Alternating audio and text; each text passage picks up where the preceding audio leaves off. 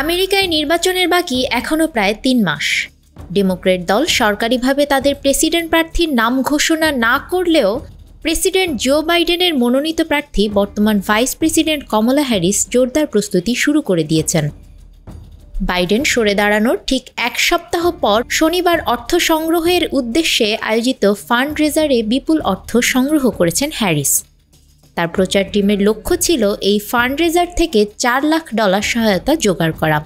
মিলেছে ৩ গুণেরও বেশি, প্রায় $১৪ লাখ।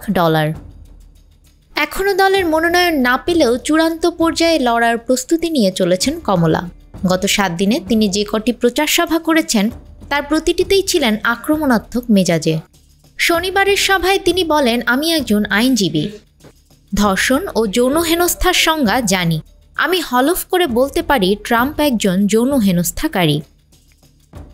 রিপাবলিকান দলের প্রেসিডেন্টের প্রার্থীকে চ্যালেঞ্জ করে কমলা বলেন, আশা করি ট্রাম্প সাহস করে আমার সঙ্গে বিতর্কে অংশ নেবেন, তাহলে সরাসরি তাকে এ বিষয়ে প্রশ্ন করব। এর মধ্যেই হ্যারিস ট্রাম্পের একটি বিতর্ক সভার আয়োজন করা হয়েছিল, কিন্তু ট্রাম্প সেই বিতর্কে অংশ নিতে অস্বীকৃতি জানান। তার প্রচার টিমের তরফে দাবি করা হয় ডেমোক্র্যাট দল এখনও কোনো প্রার্থীর নামই ঘোষণা করল না।